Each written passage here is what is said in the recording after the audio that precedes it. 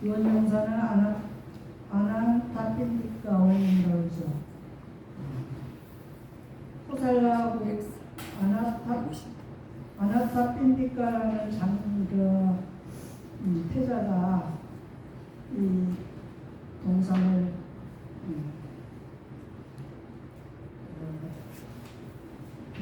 부호한테 팔았어요. 그 부호는 저님께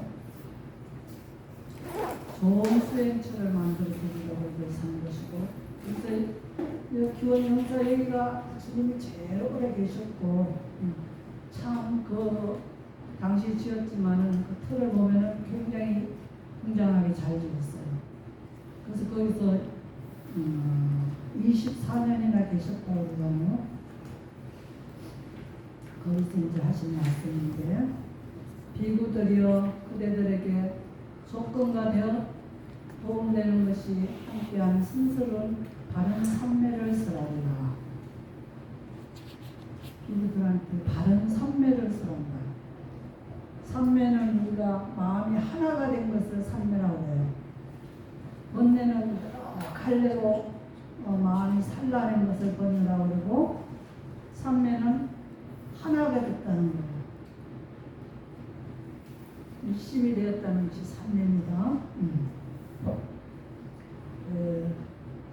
바른 선매를 쓰라리라. 성스러운 바른 선매를 쓰라리라.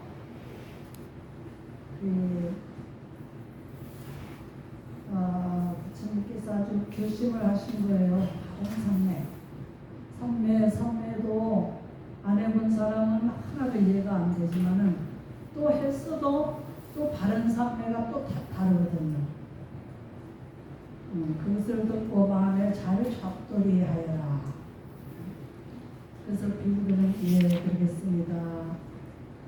비구들이여 무엇이 조건과 도움되는 것이 함께한 성스러운 바른 선매인가? 이른바 바른 견해, 바른 사유, 팔정도를 얘기합니다.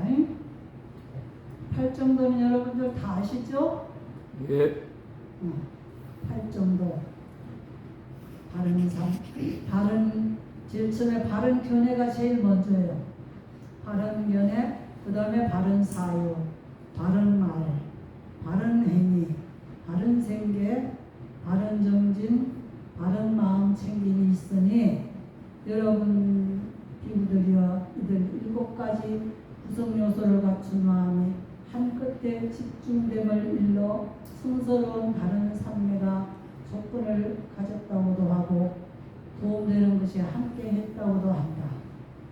바른 선매를 여기서 얘기를 해주시는 거죠. 그래서 이제 견해가 제일 먼저 되는 거죠. 바른 견해. 팔정도의 바른 견해. 바른 견해는 바로 본다는 거예요. 똑바로. 그릇된 것과 유익한 것을 아주 분명히 잘 알고 본다는 뜻이에요. 바른 견해. 그래서 이제 바른 견해가 나왔으니까 우리가 유해물을 내가 가져왔는데 그걸 한번 펴보세요.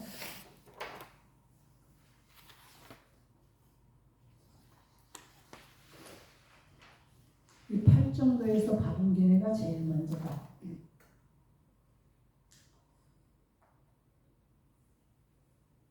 바르게 본다는 것이 관습적 실제가 있고 궁극적 실제가 있어요. 이걸 이해해야만이 불교를 이해를 할 수가 있어요. 이해를 하면서 들어갈 수가 있어요. 목사님이 안 들어가네. 저 뒤에 새로운 분을 한 번 먼저 주세요. 예. 주시고.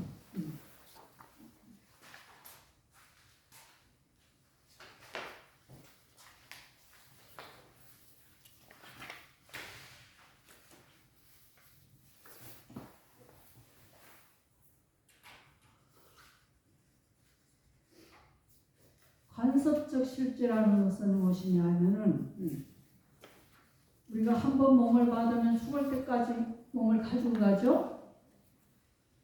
네? 예. 이걸 우리 눈으로 볼 수 있는 거예요. 이걸 가지고 간섭적이라는 거예요. 풍속적.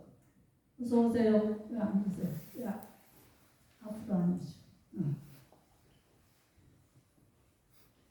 아, 책을 좀 같이 보지. 응?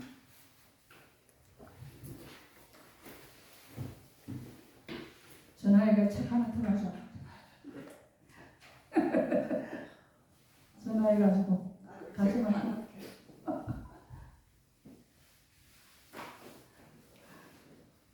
처음 오셨어요? 어떻게 알고 오셨어? 매번 문자 받다가 오늘 한번 오고 싶어서 왔는데 제 위치를 잘 못 찾아서 좀 늦게 왔어요. 죄송합니다. 어떤 것인가 한 가보자 오셨구나. 네, 공부를 하시죠. 잘 오셨어요. 방해가지고 너무 죄송합니다. 아니, 그건 아니야. 우리도 이제 시작했어. 관습적 실제. 한번 우리가 몸을 받으면 죽을 때까지 가지고 있다고. 죽을 때까지 나요. 내가 태어나서부터 죽을 때까지 나야. 이게 간섭적, 보편적으로 아는 거예요. 우리가 눈으로 볼 수 있는 거예요. 그런데 궁극적 실제는 눈으로 볼 수가 없어. 마음으로 봐야 돼.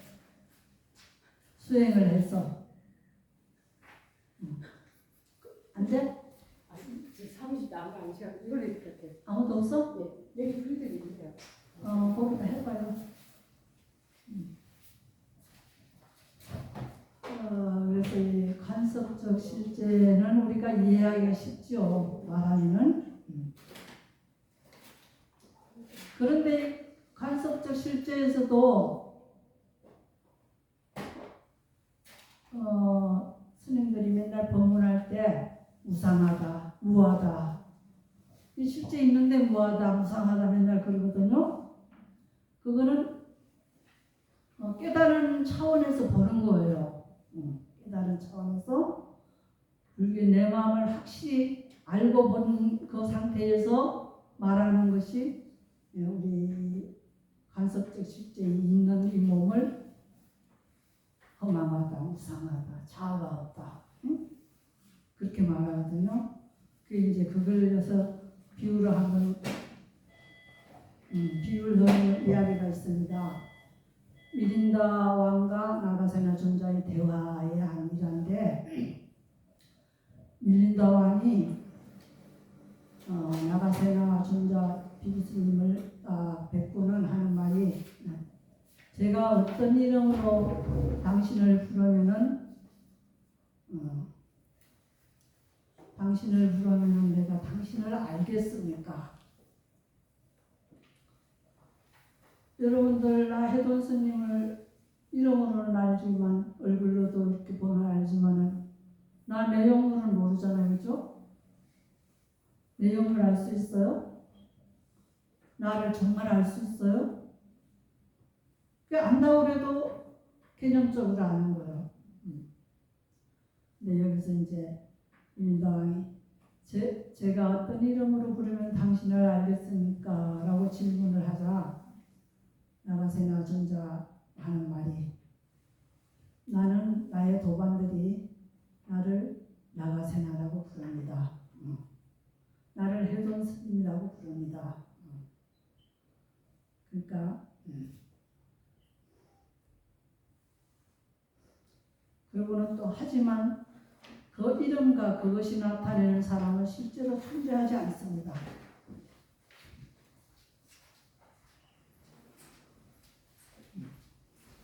그 이름과 그 이름이 나타내는 이 해돈 스님과 해돈 스님이라는 이름이 나타내는 것은 나타내는 그런 사람은 실제로 존재하지 않습니다. 라고 이렇게 대답을 했어요. 그러니까 왕이 다시 또 말하는 거예요. 만약 나가세나와 그 사람이 존재하지 않는다면 사람들은 누구에게 공양을 드리고 누가 공양을 받습니까? 이제 여러분들이 공양물 부처님께 올린 거 우리가 먹고 살잖아요. 우리가 실제로 받고. 근데 나가서나 존재가 없다고 하면은 그 공양을 누가 받습니까? 이렇게 질문을 또 하는 거예요. 당신이 그것을 받기 때문에 당신은 실제로 존재합니다. 내가 실제로 공양물을 받아먹고 있으니 나는 실제로 존재한다는 거예요. 라는 말하기를. 왜 당신은 당신의 고개함에 걸맞지 않게 거짓말을 했습니까? 당당하게 질문을 또 하는 거예요. 그게 나가생의 존재 말하죠. 예를 들어서 또 말하는 거예요. 폐하께서는 이 사원에 걸어서 오셨습니까? 아니면 마차를 타고 오셨습니까? 라고 또 질문을 해요. 그러니까 왕이 나는 마차를 타고 왔습니다. 나가세나 존자가 그렇다면 저에게 폐하의 마차를 보여주십시오. 그리고 또 말하기를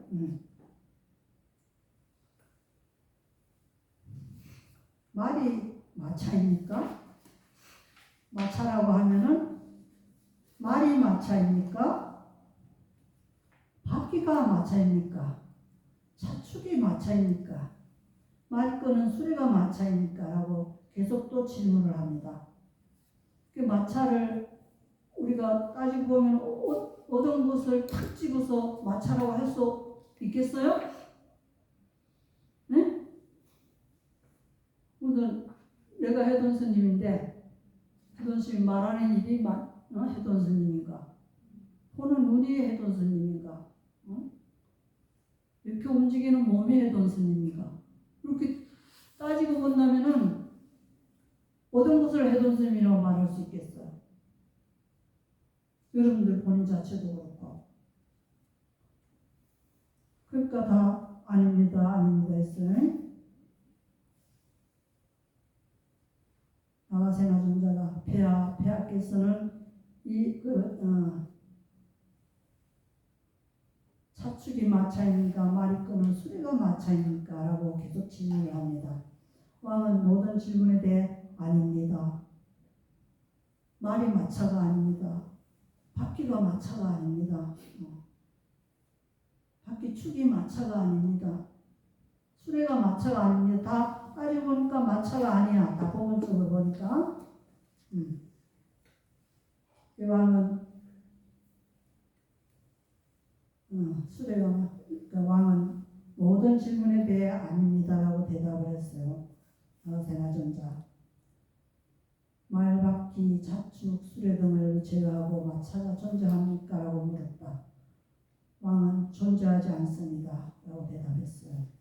맞는 것 같아요? 맞습니까? 맞는 것 같아? 응? 잘 모르겠네 아직. 그렇게 이거 알고 보고 바로 알려면은 아직 멀었어.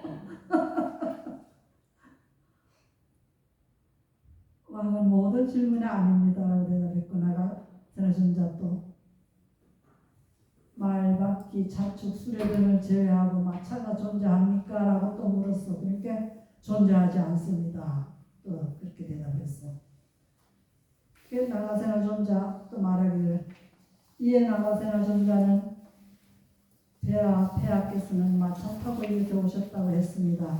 그런데 저에게 마차를 보여줄 수 없었습니다.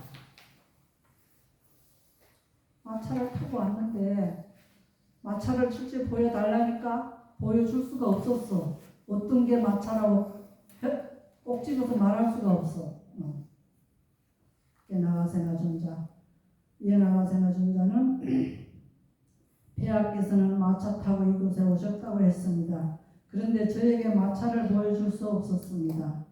폐하의 높은 명예에 걸맞지 않게 어찌하여 저에게 거짓말을 하십니까? 라고 말했다. 왕은 말, 바퀴, 자축, 수레 외에 마차라는 것은 없습니다. 단지 이것들의 결합이 마차라는 이름을 가졌습니다. 라고 동의했다. 그죠?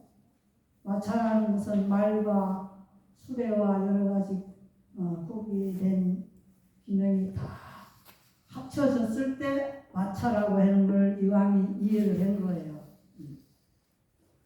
우리 몸도 마음도 몸이 있고 마음이 있고 몸에 안입이 설신의가 다 구비되어 잘 있고 이렇게 했을 때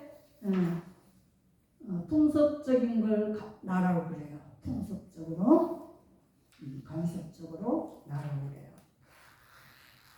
그냥 명칭을 하는 거죠. 명칭. 해돈 스님, 무슨 교수, 무슨 누구 엄마, 이름 다 대고 명칭적으로 그걸 대표하는 거잖아요. 근데 실질적으로 절대 모든 것이 구비되었을 때, 갖추어졌을 때, 그래서 그 사람을 얘기할 수 있는 거죠. 그렇게 나가세나 존자가 말하기를 좋습니다.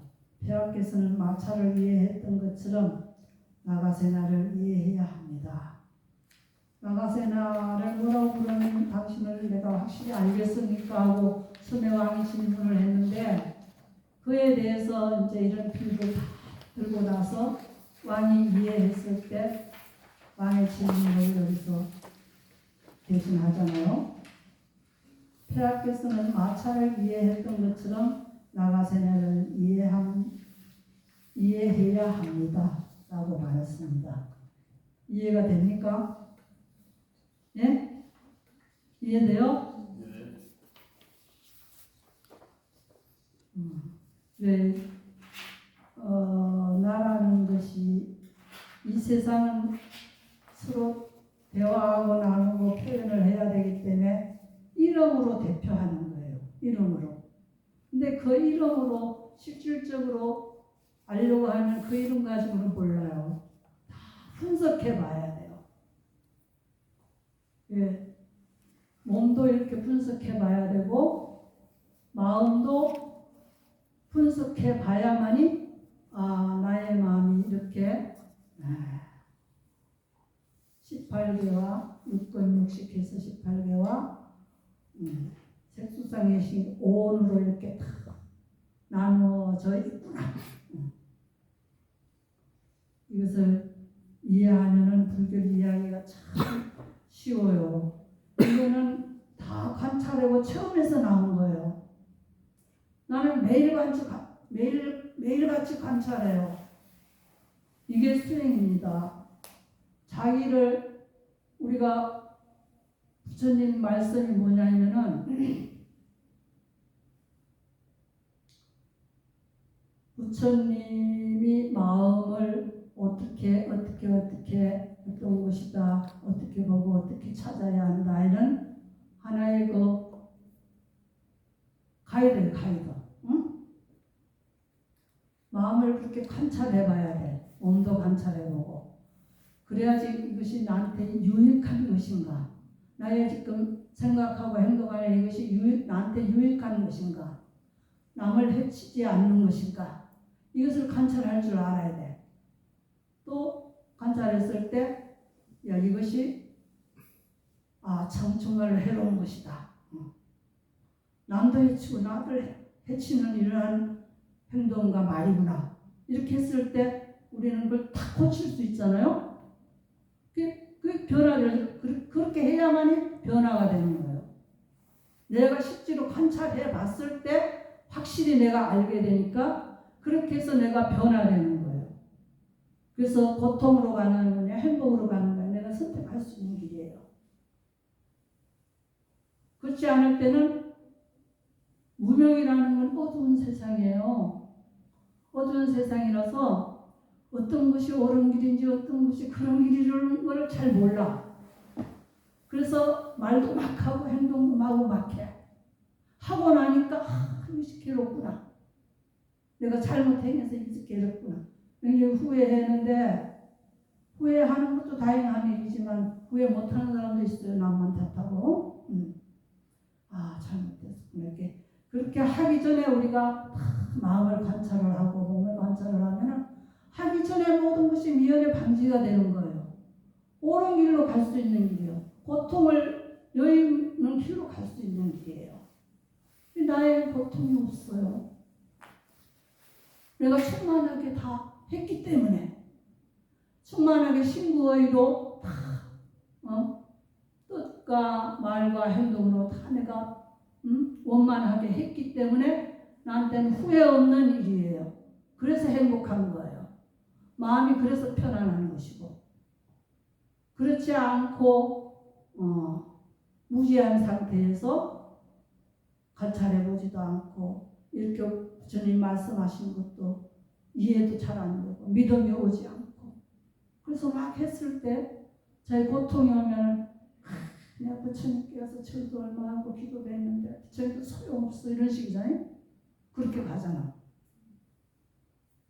자기가 부처님 말씀을 이렇게 잘 듣고 실천을 해보고, 그래 이 말씀이 맞아 이렇게 했을 때는 우리가 실천을 해봐야 돼. 마음의 가이드, 마음의 사용서. 부처님 말씀은 신구의 마음의 사용서예요. 사용서. 부처님 말씀이 이렇게 중요한 사용서인데, 그 사용, 우리가 제품을 사다 놔도 사용서를 읽어야 제품을 제대로 우리가 움직일 수 있잖아요. 작동을 할 수 있고.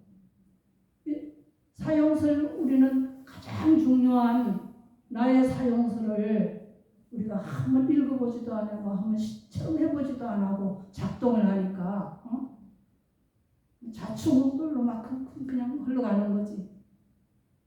그렇게 맨날 잘못되고 맨날 후회하고 괴롭고 슬프고, 그래서 또 문제를 또 일으키게 되고, 그렇죠? 그게 부처님이 그래서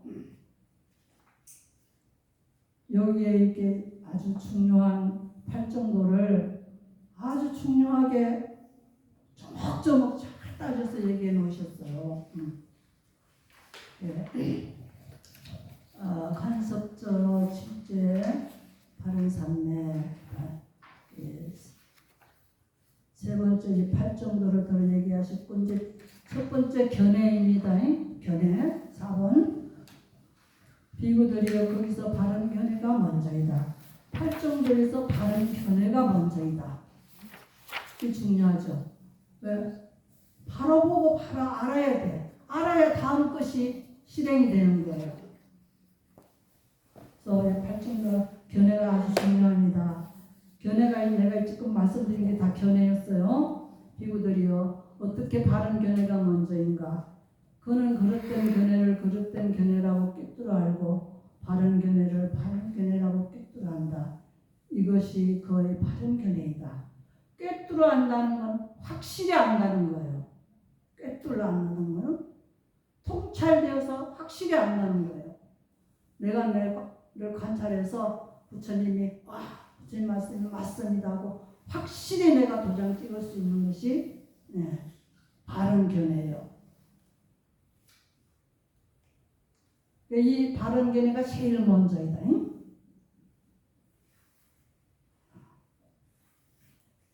바른 견해는 아주 확실히 꿰뚫어 아는 것이다. 나에 대해서, 내 몸과 마음에 대해서 확실히 꿰뚫어 아는 것이다. 5번 비구들이여 그러면 어떤 것이 그릇된 견해인가? 보시도 없고 공물도 없고 제사도 없다. 보시는 부처님께 올리는 보시죠. 승가에 올리는 보시. 공물은 내가 공들여서 물건을 또 헌공하는 거고, 선행과 악행의 업들에 대한 결실도 없다. 각오도 없다. 이 세상도 없고 저 세상도 없다. 어머니도 없고 아버지도 없다.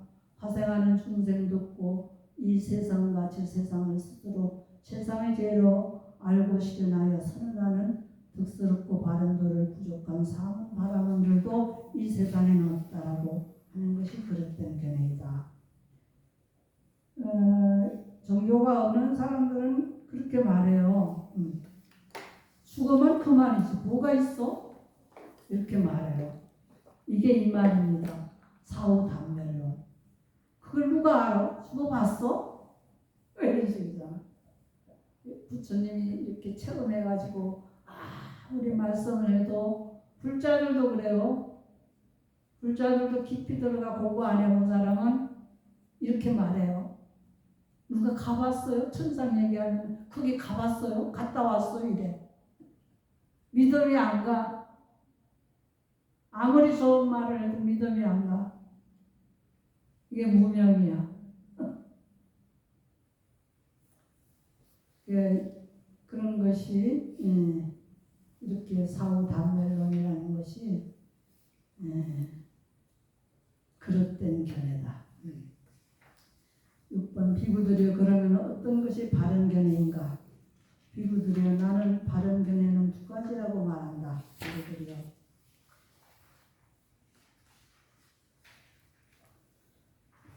번뇌에 물들 수 있고 공덕의 편에 있으며 세상의 근거를 가져오는 바른 견해가 있고 번뇌에 물들지 않고 출세가 아닐 것이고 도의 구성 요소인 성스러운 바른 견해가 있다. 번뇌에 물들 수 있고 번뇌에 물들 수 있는 것은 간섭적 실제를 말하는 거예요. 번뇌에 물들 수 있다는 것은 내가 꿰뚫어서 확실히 몰랐기 때문에 내가 그것을 삼가하고 노력해도 언젠가는 경계에 닿으면 번뇌에 물들 수 있다 이거예요. 잘못되면 내가 헷가닥하고 갈 수도 있다. 그런 재생의 근거를 가져오는 바른 견해가 있고 그건 이 세간 품에 지금 이 세상의 3차원 세계의 이야기예요. 그리고 또 한 가지 바른 견해가 있고 번뇌에 물들지 않고 출세가 아닐 것이고 도의 구성 요소인 성스러운 바른 견해가 있다. 이 바른 견해는 4차원의 세계입니다.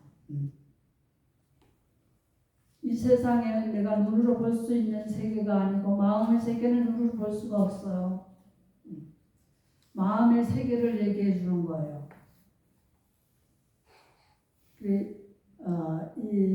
그냥 눈으로 볼 수 있는 거, 풍속적, 간섭, 실제 이런 것만 우리가 생각하면서 나는 보시 열심히 하고 실제 계율 잘 지켜서 나는 천상 갈래. 이 정도만 할래. 이 하면은 이거는 바른 견해이지만은 공덕편에 물들 수 있고 공덕편에 있다. 공덕이라는 것은 내가 이 세상에서 보시, 지게 잘 지켜서 덕망이 높은 것이 공덕이잖아요. 이 공덕편에 있으면 재생의 근거를 가져오는 바른 견해가 있고 번뇌에 물들지 않고 출세가 될 것이고 도의 구성 요소인 성스러운 바른 견해가 있다. 이 출세가 여러분이 출세관을 이해가 지금 안 돼요. 출세관은 마음의 세계입니다. 물질의 몸의 세계도 우리가 현미경으로 보아서 이게 이제 출세관인 것도 한번 읽어봅시다. 어렵지만은 출세관을 이해하려면 여기 또 읽어봐야 돼.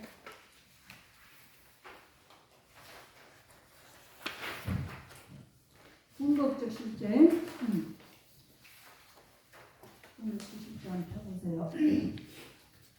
궁극적 실제는 간섭적 실제와는 대조적으로 그 자신의 내적인 성품으로 실제로 존재하는 것이다. 내재적 성품으로 실제로 존재하는 것이다. 이게 간섭적 실제는 우리가 눈으로 볼 수 있어서 존재한다고 했는데 그게 존재가 아니라고 부처님이 무상한 것이라고 말씀하셨는데 이 궁극적 실제를 알면 그것이 무상한 것을 바로 알 수 있어요. 대조적으로 그 자신의 내재적 성품으로 실제로 존재하는 것이다. 이것이 실제로 존재하는 것이랍니다. 내재적, 내 마음과 몸의 물질의 실체, 이것이 마지막으로 더 이상 환원할 수 없는 존재의 구성 요소인 담마이다. 담마는 부처님의 진리죠. 담마는 이 세상의 모든 진리입니다. 그것이 생물과 무생물을 정확하게 분석했을 때 나오는 궁극적 실제이다. 궁극적 실제는 생물과 무생물의 궁극적 구성 요소이다. 생물과 무생물의 궁극적 아주 도쪽일 수 없는 거기까지 가서 걔네들의 구성 요소다. 구성 요소다. 그 궁극적 요소는 실제로 존재하지만 눈으로 볼 수 없다. 눈으로는 이렇게 우리가 풍속적 실제는 이렇게 다 볼 수 있지만 궁극적 실제는 눈으로 볼 수가 없어요. 이제 과학자들이 그래서 현미경으로 이 궁극적 실제를 보고 있어요. 과학자들이. 근데 공부 잘한 수행자들과 부처님은 실제로 지혜의 눈으로 이걸 보잖아요. 지혜의 눈이 두꺼운 현미경의 그 눈보다 훨씬 더 정밀하다는 거예요. 그래서 이 삼매라는 게 그래서 중요한 거예요. 이 삼매에 가야만이 그것을 볼 수가 있어요. 그걸 보고 깨닫는 거예요. 부처님이 그걸 보고 깨달았어요. 삼매에 가서 그것을 실질적인 궁극적인 물질을 보고 깨달으신 거예요.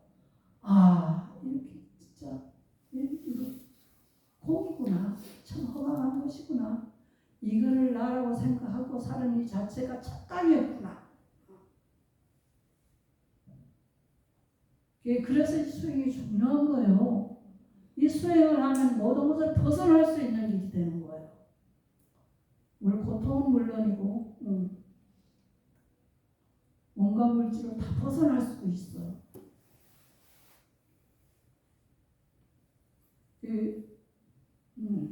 궁극적 실제는 생물과 무생물의 궁극적 구성 요소이다. 그 궁극적 요소는 실제로 존재하지만 눈으로 볼 수는 없다. 지혜의 눈으로만 볼 수 있다. 더 이상의 분석을 허용하지 않는 궁극적 실제는 파라마타라고 불린다. 이거를 빨리어로 파라마타라고 그래요. 그리하여 궁극적 실제라는 말은 보다 더 단순한 것으로 변화될 수 없고 다른 것으로 나뉠 수 없는 어떤 것을 의미한다. 궁극적 실제는 인간에 의해 창조되거나 파괴될 수 없다. 궁극적 실제는 자연의 실제로 존재하고 소멸할 때까지 자신의 특성을 유지한다. 궁극적 실제가 실제로 존재한다는 것은 입증될 수 있다. 어떻게? 수행을 통해서, 과학자를 통해서. 과학자는 근데 물질 세계는 그렇게 볼 수 있는데 마음의 세계를 볼 수가 없어요. 과학자는. 마음의 세계까지 보면 부처님의 지혜의 눈밖에 없습니다. 그래서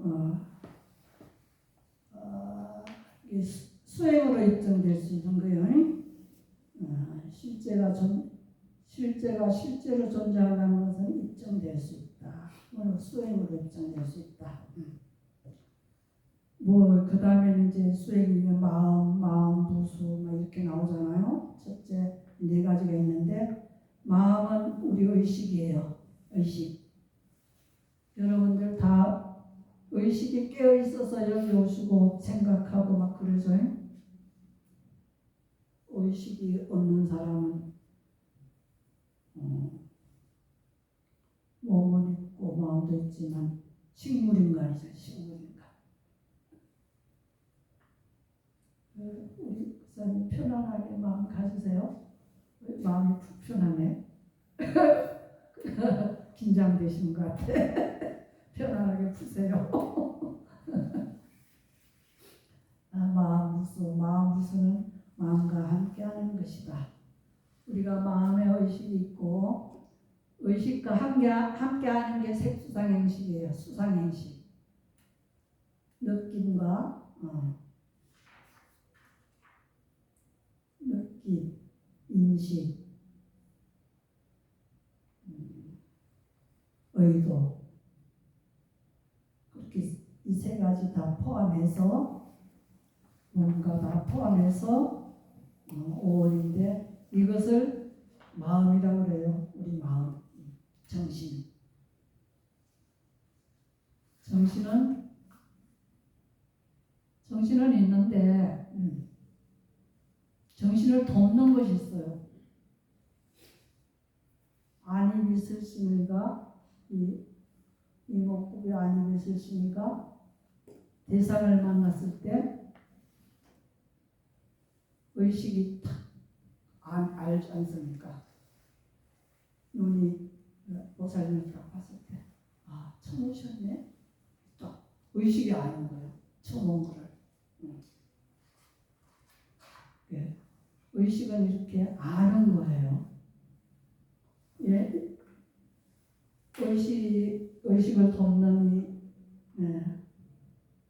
마음 부수는 느끼고 대상을 만났을 때 느끼고 인식하고 또 형성력을 막 일으키는 행위 이런 것이 동시에 마음과 같이 일어나는데 마음이 그걸 보고는 마음이 탁 아는 거예요. 그런 것들이 처음에는 마음이 있고 수행을 하는데 그 다음에 마음 부수가 있고 마음 부수에 보면은 수상행식이 있지만은 6가지 중요한 마음 부수가 있어요. 탐진치. 탐진치는 여러분들이 잘 아시죠? 3독이라고 그래. 3가지 독이라고 그래. 우리 마음에서. 3독이라고 해서. 탐은 갈망, 집착, 탐욕. 진은 정오, 악의, 성냄. 진은 무지, 어리석음. 진은 무지에서 어둠이 꽉 내 눈을 가려서 물질을 바로 못 보는 게 무지예요, 무지. 그래서 사람을 딱 보면 내 마음이 다 수행을 잘해서 열심히 해서 맑은 상태에서 상대를 보면은 상대를 잘 정확하게 볼 수 있어요. 이 사람 참 친절한 사람이구나. 말 한마디 딱 듣고도 이 사람 참 올곧은 사람이다. 참 똑똑한 사람이다. 바로 알 수가 있어요. 근데 무지한 사람은 그 사람 모양을 보고 판단을 하잖아요. 옷을 잘해서 이 사람 참 멋진데 얼굴 모양 보고 잘생겼다. 그 진면목을 보지 못해. 그래서 연애할 때 그렇게 했다가 망하는 수도 있죠. 이것은 우리 일상생활에 다 적용됩니다. 얼마나 눈이 바로 보느냐에 따라서. 그래서 이 해로운 원인이고 이 탐진치는 해로운 원인이고 해로운 마음의 뿌리고 세상의 모든 사악한 행위의 고통의 주된 원인이다. 탐진치라는 것은 우리의 고통의 주된 원인이다. 그 다음에 탐욕 없음 3가지 법이죠. 성냄 없음, 미혹 없음. 탐욕 없음이라는 것은 관대함이다. 성냄 없음은 정오심이 없고 선의고 간용이 있고 자애롭고 그런 것이 성냄 없는 것이라고 그러고, 미혹 없음은 통찰지, 지혜, 통찰지가 있고 꿰뚫어 볼 수 있는 지혜가 있다. 이 얼마나 좋습니까? 이것은 유익한 원인이고 유익하고 아름다운 마음의 원인이며 세상의 모든 선한 행위와 행복의 주된 원인이다. 그래 우리가 잘못된 탐진치의 마음을 우리가 지혜롭게 수행해서 확실한 눈이 열리면은 유익한 마음으로 마음이 채워지죠. 바뀌는 거예요.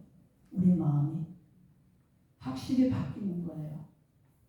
탐진치의 마음을 싹 비워버리면은 유익한 마음으로 채워지는 거예요.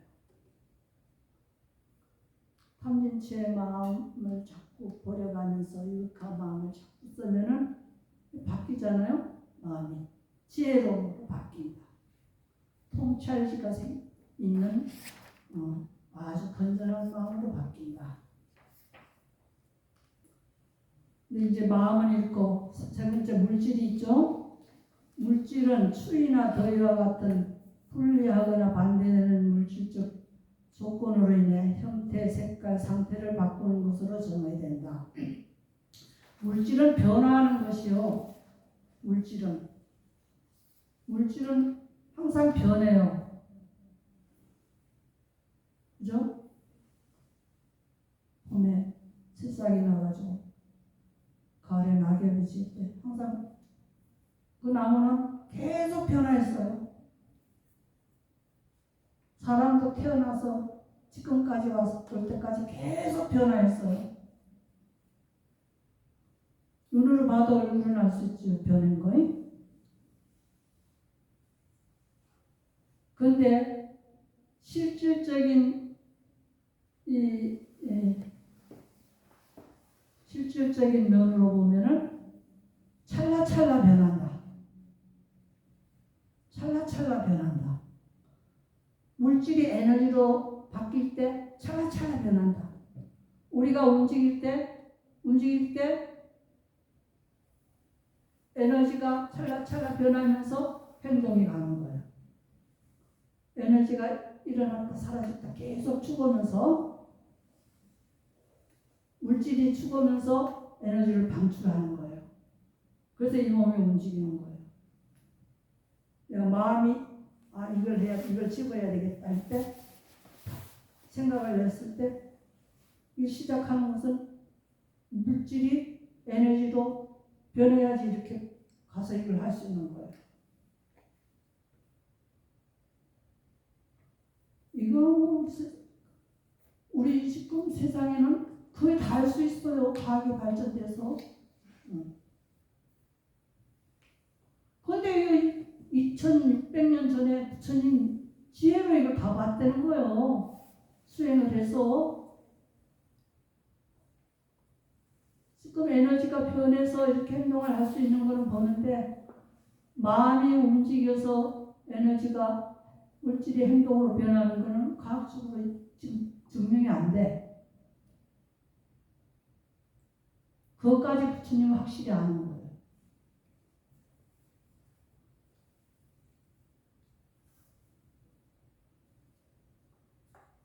그러니까 부처님이 이렇게 중요한 것을 여러분들에게 가르쳐 주시려고 그냥 맨발로 45년을 다니면서 이것을 남겨놓고 가셨잖아요.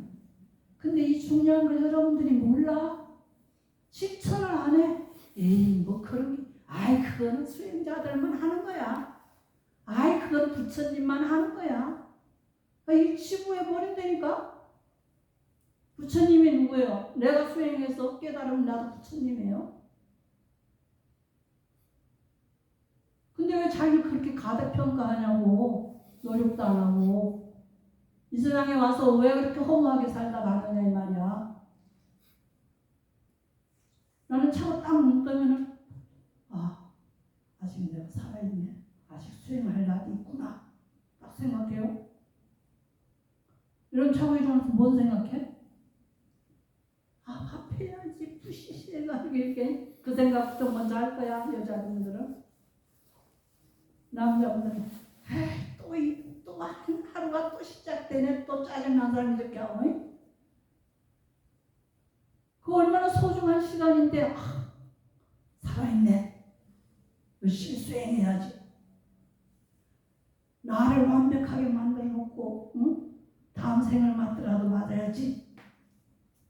얼마나 기가 막힌 일이냐고. 난 이런 거는 모르고 지내가는 사람한테 내가 해준 모습 너무 안타까워. 이렇게 알아들을 수 있다면 진짜 난 많이 힘이 나거든. 그래도 여러분들이 들으러 와줘서 고맙지. 우린 이 물질이 네 가지잖아요. 지수화풍. 땅은 단단한 걸 말하는 거예요. 단단한 것도 그냥 단단한 게 아니에요. 치수 화풍이 다 뭉쳐서 단단해지는 거예요. 뭉쳐지는 거예요.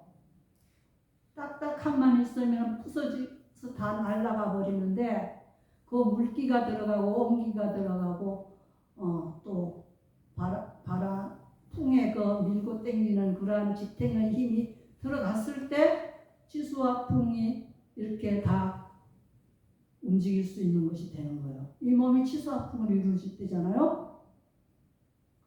중요한 일이에요.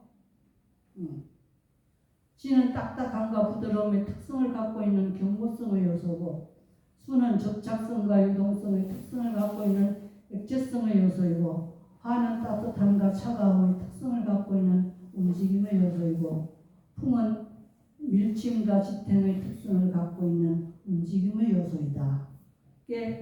이것이 다 합쳐져서 뭉쳐져 있을 때 이 몸이지, 이게 하나하나 다 그냥 지대로 가버리면 이 몸이 되지가 않아요. 무슨 물체가 되지가 않아요. 그래서 우리 근본적인 몸의 요소는 치수와 풍이다. 이것들은 지탱과 모양을 가지고 있지 않은 에너지와 흡사하다. 이것들은 형태와 모양을 가지고 있지 않은 에너지와 흡사하다. 이 치수와 풍이 그냥 뿔뿔이 놓고 본다면은 형태와 모양을 가지고 있지 않은 에너지와 흡사하다. 가지고 있어도 그렇다 이거죠. 물질과 에너지는 상호 전환이 가능하여 동일한 것이다. 물질과 에너지는 상호 전환이 되죠. 아까 얘기했죠, 그렇지? 상호 전환이 되죠. 물질에서 에너지로 가야지 뭐가 이루어지는 거예요. 이 힘이 일어나서. 그래서 상호예요.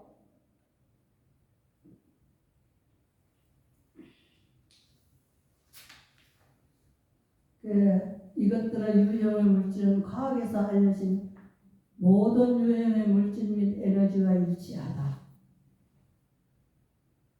과학이 단지 물질과 에너지에 대해서만 알고 있고 마음에 대해서는 무지에서 물질적인 현상들만을 설명할 수 있는 반면에 불교 아비담마는 불교의 유명한 논장이에요. 경륜론 3장 중에 경은 부처님의 말씀이고 논장은 논술이고 율은 우리가 계율이죠. 그 3장 중에 하나입니다. 불교의 아비담마는 모든 정신물질 현상들을 상세하게 설명할 수 있다는 차이는 있다. 이것이 위대한 과학자 알베르트 아인슈타인이 다음과 같이 말한 이유이다. 종교 없는 과학은 맹목적이고 과학 없는 종교는 절름발이다.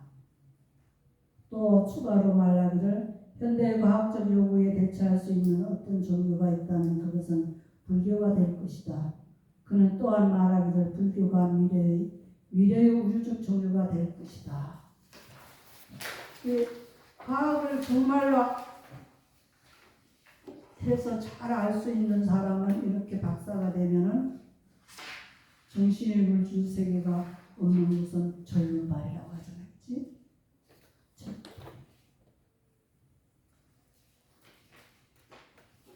그 다음에 4번에 열반이 있어요. 열반은 이제 차원을 넘어선 겁니다. 선정의 세계는 4차원의 세계지만 열반은 차원을 넘어선 것입니다. 열반은 출세가 아니다. 그것은 고통의 세계인 정신물질의 영역을 넘어서 있다. 열반은 네 가지 도, 지혜와 네 가지 과, 지혜를 아는 것에 의해서 실현된다. 그것은 수행자가 성스러운 발정도를 수행한다면 바로 금생에 실현될 수 있다. 열반은 고통의 원인과 탐진치의 세속적인 불이 완전히 제거되었을 때 실현되는 영원한 평화와 유일무이한 시복이다.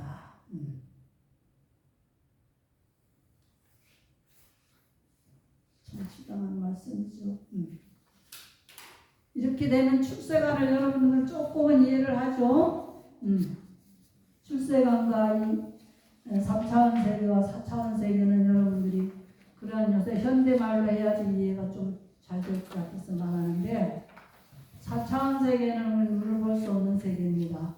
아바타 같은 거 보면은 몸은 여기 있지만 정신세계가 나와서 기발하게 활동을 하잖아요. 아바타 영화 봤죠? 그게 아바타 4차원이에요. 근데 이제 그 4차원까지 벗어나는 열반입니다. 열반은 3차원과 4차원을 다 아우르는 것이 열반이에요. 하나도 버리지 않고 다 아우르었어요. 그러나 열반의 세계에서는 3차원, 4차원에 물들지 않아요. 다 아우르지만. 그래서 이 세간에서 지금 7번째 비구들이여 어떤 것이 번뇌에 물들 수 있고 공덕의 편에 있으며 재생의 근거를 가져오는 바른 견해인가. 비구들이여 보시도 있고 콧물도 있고 제사도 있다. 선행과 악행의 업들에 대한 결심도 있고 가보도 있다. 이 세상도 있고 저 세상도 있다. 어머니도 있고 아버지도 있다. 화생하는 중생도 있고 이 세상과 저 세상을 스스로 최상의 지혜로 알고 실현하여 선언하는 덕스럽고 바른 도를 부족한 삶은 바라는 들도 이 세상에는 있다라고 하는 것이 번뇌에 물들 수 있고 공덕의 편에 있으며 재생의 근거를 가져는 바른 견해이다. 출세관을 모르는 사람들의 바른 견해예요. 이게지. 이 세상에서 눈으로 보아서 알 수 있는 인과 응보도 알 수 있고 내가 저 사람에게 잘못하면 저 사람은 나한테 해를 준다는 거 여러분들 다 알고 있잖아요. 이 인과 응보를 알 수 있어서 내가 그런 행동을 안 하고 삼가하고 잘할 수 있는 것이 이 번뇌에 물들 수 있고 공덕의 편에 있는 지생의 근거를 가져오는 바른 견해예요. 또 한 가지는 어떤 것이 번뇌에 물들지 않고 출세간의 것이고 8번 도의 구성 요소인 성스러운 바른 견해인가. 출세간은 아까 실질적인 걸 얘기하는 것은 궁극적 실제를 말한 것이 출세간입니다. 집에 가서 잘 읽어보고 또 사유도 해보시고 하세요. 비구들이 번뇌에 물들지 않고 출세간의 것이고 도의 구성은 성스러운 반견인가. 비구들이 성스러운 마음을 가졌고 번뇌 없는 마음을 가졌으며 성스러운 마음이라는 것은 번뇌를 다 떨쳐버린 마음을 성스러운 마음이라고 해요. 성스러운 마음을 가졌고 번뇌 없는 마음을 가졌으며 성스러운 도를 부족하여 성스러운 도를 닦는 자가 있으니 그가 가진 통찰지의 기능, 통찰지의 힘, 법을 간택하는 깨달음의 구성요소, 바른 견해, 도의 구성요소, 이것이 번뇌에 물들지 않고 출세간의 것이고 도의 구성요소인 성스러운 바른 견해이다. 이것은 수행을 해서 깨달은 마음으로서 수행하는 것이 출세간의 마음이에요.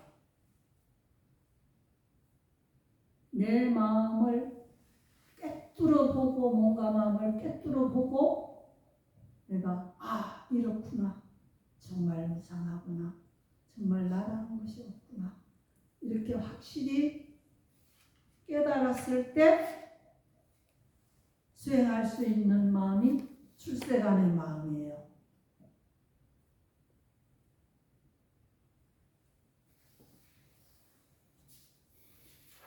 도의 구성 요소는 선정이지요. 8선정. 도의 구성 요소는 선정이에요. 그 선정의 요소가 8선정의 구성 요소가 갖춰져야만이 도를 우리가 실현할 수 있어요. 그래서 수행이 필요한 거예요. 여러분들 아기가 이 세상에 태어나가지고 이 세상을 배워나갈 적에 걔들이 쉽게 배웠습니까? 말도 하기 전에 여자가 말 하면서 말을 엄청 하려고 애썼어요. 예. 또 걷기 시작할 때도 일어서다 넘어지고 일어서다 넘어지고 3,000번을 넘어져야지 일어서서 걷는데, 근데 여러분이 어떻게 수행 안 하고 얻기를 바랍니까? 그냥 멋대로 무지의 세계에서 살았는데 부처님의 마음에 실천을 안 하고 어떻게 얻기를 바래요? 그래 도둑놈이 신고지. 이 세상에 그냥 이루어지는 거 하나도 없어요. 그래서 물질과 에너지가 그렇게 반복되면서 우리가 모두 실현하잖아요. 어떻게 하면 수행 안 하고 이게 깨달을 수 있나? 대성경전에 깨달음만 얘기 막 해놓으니까 들으면 재밌어요. 와, 그래 이게 최고야. 뭐 부처님 진짜 말씀 얘기하니까 수행을 해라, 이렇게 해라, 이렇게. 골치 아프게 그거 왜 하느냐 막 이렇게 골치 아파가지고 그런 거 안 해도 할 수 있는데 왜 그걸 하락했느냐 막 이렇게 오인한다니까. 우리는 열심히 노력해야 얻어야죠. 여러분 돈도 노력해 벌죠? 돈도 무지하게 노력하면 안 벌려. 벌었던 거 다 날라가도록. 그러니까 부처님 말씀 잘 듣고 지혜롭게 돈도 벌면 돈이 쫙쫙 쌓여. 처음에 힘들어도 갈수록 돈이 쌓이고 재밌어. 무지의 세계에서는 아무 걸 해도 이루어지지 않습니다. 부처님 말씀을 잘 듣고 지혜의 세계로 우리가 자꾸 뻗어나가야지 모든 것이 원룡하게 다 이루어져요. 원룡하다는 건 전체로 다 이루어진다. 내가 완성된다. 좋죠? 결과는 참 멋진 겁니다. 결과는 그러면 아주 그냥 내가 도인이 된 것 같아요. 근데 돈 벌기 어려운 것처럼 실천은 어려운 거예요. 근데 재미있게 실천하면 막 내가 재미있어서 실천하면 하나도 안 어려워. 나는 사회생활이 오히려 어렵게 생각이 들더라고. 난 불교 생활이 너무 좋았어요. 재미있고. 책도 이렇게 보면은 부처님 이 책 보면은 내가 지금 늙어서 기운이 딸려서 그런데 재미있으면 하루에 막 시간 가는 줄도 모르고 봐. 그래 맞아 해가면서. 근데 보기 싫은 책 봐요. 하기 싫은 공부하라고 그런다고 막 애들이 막 대충 막 해놓고 가서 놀잖아요. 재미가 안 들어서 그래. 애들 공부하는 재미를 들어가게 해줘야 돼. 그래야지 스스로 공부를 잘하는 거야. 근데 우리도 이런 재미를 느껴서 내 인생을 완성해야 돼요. 눈으로 볼 수 있는 동행에 빠진 그런 세계에 물들면 여러분들이 그런 세계로 많이 빠져들어가서 계속 해도 마음에 차지 않는 거에 대해서 계속 하고 있잖아. 지옥 세계로 들어가면서. 우리는 바로 정신세계가 살아있어야 돼. 어떤 게 옳게 그른지를 확실하게 알 수 있는 지혜가 있어야 돼. 그건 어디서? 부처님의 가르침에서 배워야 돼. 이 세상에 얼마나 살기 좋은데요. 지금 세상같이 먹을 게 많은 세상에 어디 있어요? 쌀밥도 먹기 싫어서 내가 못 먹잖아요. 요즘. 옛날에 쌀밥 먹기가 소원이었어요. 지금 쌀밥이 아니라 맛있는 떡빵 아주 먹을 거 너무너무 많아. 이런 세상에 살면서 우리가 헛되게 살면 안 돼요. 이런 세상도 누가 만들었냐? 조상들이 다 만들고 또 후대의 사람들이 노력해서 다 만드는 거예요. 내가 다 만드는 거 아니에요. 많은 사람들의 공덕이에요. 그렇게 생각하면서 절제하고 열심히 할 것은 나를 완성하는 일 뿐입니다. 나는 그렇게 생각하는데 여러분은 아니면 뭐 여러분 선택해서 사는 거지 뭐. 예, 또 그 다음에는 이제 사유가 있죠. 9번에 보면은 그릇된 견해를 버리고 바른 견해를 구족하기 위해 노력하는 것이 그의 바른 정진이다. 이 정진이 나오잖아요. 바른 견해는 내가 깨뚫어 봐서 알고 이게 옳다 하는 것이 바른 견해예요. 그것을 바르다 생각하는 그걸 열심히 실천해 옮기는 것이 바른 정진입니다. 그는 마음 챙겨 그릇된 견해를 버리고 마음 챙긴다는 건 이게 옳구나 하고 노력하는 것을 잊지 않는 것이 마음 챙기는 거예요. 그래, 이것을 잊지 말고 열심히 내가 해야지. 마음에서 이걸 놓치지 말아야지 하는 것이 마음 챙김입니다. 그릇된 견해를 버리고 마음 챙겨 바른 견해를 구족하여 먹는다. 이것이 그의 바른 마음 챙김이다.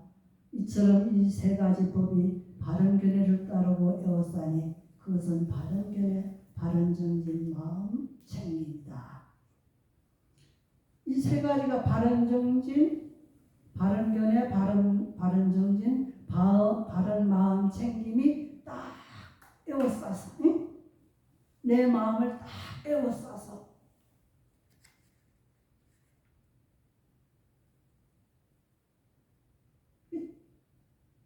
그 주님 말씀 너무 풍부해.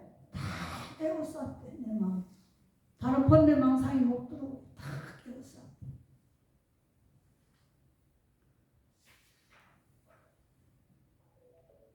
10번 사유 비구들이여 거기서 바른 견해가 먼저이다. 비구들이여 그러면 어떻게 바른 견해가 먼저 오는가. 그는 그릇된 사유를 그릇된 사유라 깨뜨려 알고 바른 사유를 바른 사유로 깨뜨려 안다. 이것이 그의 바른 견해이다. 바른 사유를 바르게 보는 것은 바른 견해가 들어가는 것이죠. 그 다음에 8정도가 쭉 내려가면서 다 바른 견해가 먼저 와야만이 바른 사유가 생기고 바른 사유가 생김으로 인해서 바른 말이 나오고 바른 말로 인해서 바른 행동으로 옮겨지고 이렇게 가는 거예요. 바른 행동으로 갔을 때 우리의 삶이 정령 정어 바른 생활로 이어지고 그 다음에 바른 정령은 그런 것이 바른 견해로 해서 쭉 이어갔을 때 정령은 나의 그 직업이 좋은 직업을 선택해서 살아가게 돼 있고 바른 사유가 없으면 직업에서도 살생하는 소되지 않는 그런 직업도 가질 수 있고 술 파는 그런 직업도 있고 사람을 사고 파는 것도 있고 또 머리를 혼미하게 만드는 그 무슨 마약 같은 것도 있고 그런 나쁜 직업은 선택하지 않는다 이거야. 모든 사람한테 좋은 유익한 그런 직업을 선택해서 내가 수행에 참여되지 않고 나갈 수 있는 그런 걸 선택한다. 정령. 그 다음에 정정진. 그 모든 것을 다 깨워싼다 하잖아요. 정견에서 정명까지 싹 정진으로 에워싸. 정진과 마음 챙김과 에워싸서 다 나가는 거예요. 그게 정정진이에요. 그리고 정년이 있고 그 다음에 정정은 삼매죠. 그렇게 되면 진짜 삼매에 들어가서 우리가 깨달음의 직전으로 들어간다. 그게 딱 정정에서 깨달음에 가는 것은 정견으로 넘어가는 거예요. 정견은 깨달은 사람의 수행이에요. 이 두 가지를 말했지만 깨닫지 않은 사람의 수행은 나머지가 있는 수행이라고 그랬잖아요. 이거를 다 읽어보시고 집에 가서 시간이 거의 다 됐는데 팔정도가 이러면 거의 마무리가 되고 그 다음에 169페이지 위대한 마음가지가 있습니다. 요거 설명하고 넘어갈게요. 비구들이여 거기서 바른 견해가 먼저이다. 비구들이여 그러면 어떻게 바른 견해가 먼저 하는가? 비구들이여 바른 견해를 가진 자에게 바른 사유가 생긴다. 바른 사유를 가진 자에게 바른 말이 생긴다. 바른 말을 하는 자에게 바른 행위가 생긴다. 바른 행위를 가진 자에게 바른 생기가 생긴다. 바른 생기를 가진 자에게 바른 정진이 생긴다. 바른 정진을 가진 자에게 바른 마음 챙김이 생긴다. 바른 마음 챙김을 가진 자에게 바른 삼매가 생긴다. 바른 삼매를 가진 자에게 바른 지혜가 생긴다. 바른 지혜를 가진 자에게 바른 해탈이 생긴다. 비구들의 이와 같이 유학들의 도덕금을 8가지 구성 요소를 부족하고 팔정동 8가지인데 여기 이제 깨달음까지 다 합쳐서 아라하는 10가지 구성 요소를 부족한다. 바른 지혜, 바른 해탈, 법해서 구성 요소를 부족한다. 그리고 35번에는 비구들이여 거기서 바른 견해가 먼저이다. 비구들이여 그러면 어떻게 바른 견해가 먼저 오는가? 비구들이여 바른 견해를 가진 자에게 그릇된 견해가 다하게 되고 그릇된 견해를 조건으로 일어나는 여러 가지 나쁘고 해로운 법들도 다하게 된다. 바른 견해를 조건으로 일어나는 여러 가지 유익한 법들은 수행을 통해 완성된다. 여기까지 바른 견해를 가진 것에도 4가지가 있는 거예요. 이렇게. 그래서 10바라밀까지 이 4가지를 다 보태면 40가지가 돼요. 그걸 집에 가서 자세히 읽어보면서 음미해 보세요. 아주 하나도 빠뜨릴 수 없는 부처님 말씀이에요. 부처님은 헛된 말씀을 진짜 한 번도 안 하시는 분이에요. 그래서 자세히 우리가 관찰하면서 읽어보면은 다 다른 이야기입니다. 깊이 들어가는 이야기입니다. 그래서 이게 40가지가 되는 거예요. 비구들이 이처럼 20가지 36분 20가지 유익함을 편에 있는 구성요소와 20가지 해로움을 편에 있는 구성요소가 있다. 이 위대한 40가지 법문은 구르기 시작했다. 구르기 시작했다는 법륜이 굴러간다는 거죠. 부처님 말씀이 구르기 시작했다. 말씀이 시작됐다. 포교가 시작됐다. 수행이 시작됐다. 이런 말이에요. 사문이나 바라문이나 천신이나 말하나 범천 또는 이 세상의 어느 누구도 이것을 멈출 수 없다. 그래서 이것을 37번에 보면 이것을 그러다고 할 수가 없는 거예요. 뭐 어떤 사람이든지 그러다고 하면은 이것이 논리적 근거를 제시하면 이 사람들이 당할 수가 없어요. 부처님 말씀은. 그래서 위대한 40가지 법문은 누가 비난할 수 없는 정말로 진리이다.